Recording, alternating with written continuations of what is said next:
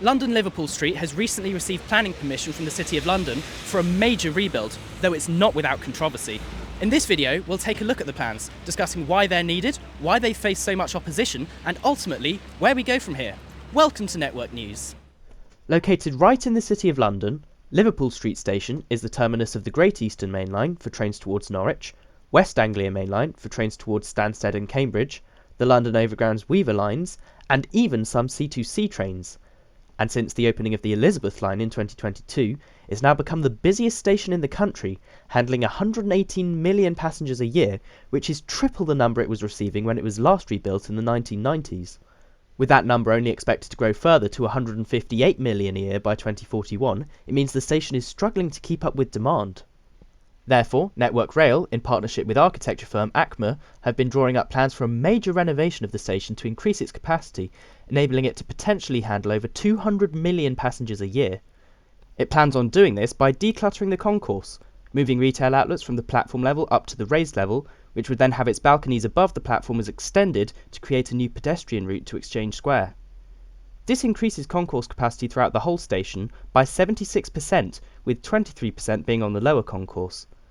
This in turn means they can have far more ticket barriers onto the platforms, vastly increasing the station's throughput capacity, whilst the expanded upper level concourse also creates more waiting space and better connects it into the urban fabric of the areas around the station to increase its permeability.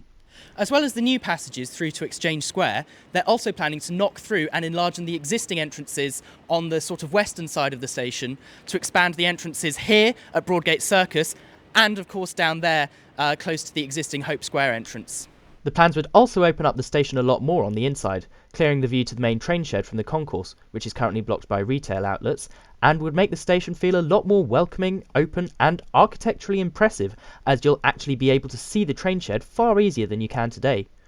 To improve circulation between the upper and lower levels, the number of escalators is being increased from 4 to 10, and whilst there is currently only one lift linking the upper and lower concourse, often creating long queues, the renovation will see 8 new lifts installed throughout the station to ensure full accessibility, not just of the mainline station, but also to all of its London Underground platforms, many of which currently have no step-free access. Other changes include additional waiting lounges, new toilets, family rooms on all levels of the station, better signage throughout the station, more cycle storage areas, including a cycle hub with over 700 spaces, and new covered bus stop waiting areas.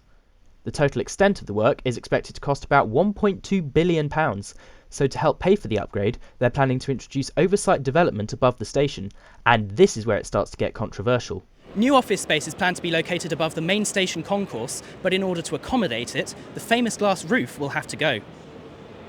Counterintuitively, this roof isn't actually original, as it dates from the 1990s rebuild of the station, though it was designed to match with the original 1875 roof, which still survives above the platforms. Its removal obviously carries the risk of reducing natural light flow to the main concourse area, though they have tried to alleviate this by shaping the building above in such a way that light will still be able to infiltrate from the south side, as can be seen in these pictures. The new building is designed to provide prime office space in central London, being one of the most well-connected locations in the country, and will feature a publicly accessible roof garden, which looks like it could be a really nice space to hang out in whilst eating your lunch or waiting for a train. Nevertheless, these plans have faced stiff opposition from heritage preservation groups over concerns about how the new building would overshadow the Grade 2 listed Great Eastern Hotel, which dates back to 1884,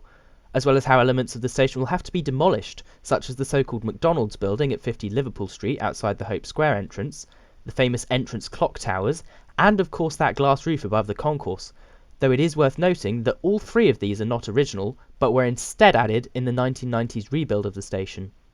Speaking about the decision to approve the plans, the president of the Victorian Society, Griff Rhys-Jones, called it a sad day for the City of London, going on to say that the Corporate Planning Committee have bowed to developer ambitions, set a bad precedent for London and ignore the user. The City of London deserves better than this for its station, one of the busiest and therefore most important in Britain, with their statement also pointing out that Network Rail isn't actually obliged to build on top of its London stations. The opposition to the plans has already led to modifications of the design. Previous proposals were far less sympathetic, featuring a far more imposing, blocky building design on the outside, whilst on the inside, the ceilings would have been much lower and made no real attempt to match the original train shed in terms of architectural style.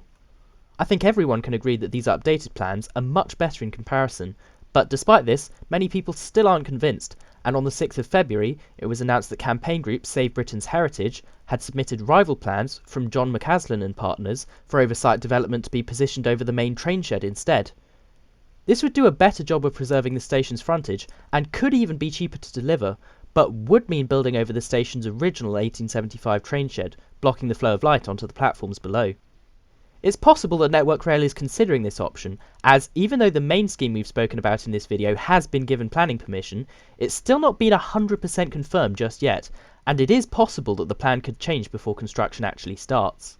However, the Network Rail-backed proposal from ACMA is probably still the most likely option, so I think it's worth looking through some before and after footage to give us a better idea of what it could actually look like if it gets built.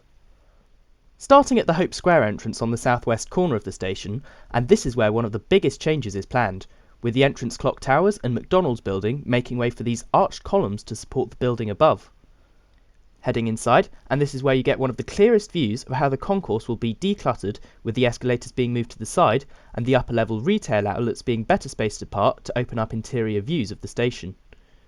Meanwhile, on the southeast side of the station, you can see how the Bishopsgate entrance is also being widened out to have its capacity increased, with the number of escalators going from 2 to 5, leading out onto the street, where again you've got those supporting arches designed to match what's going on at Hope Square.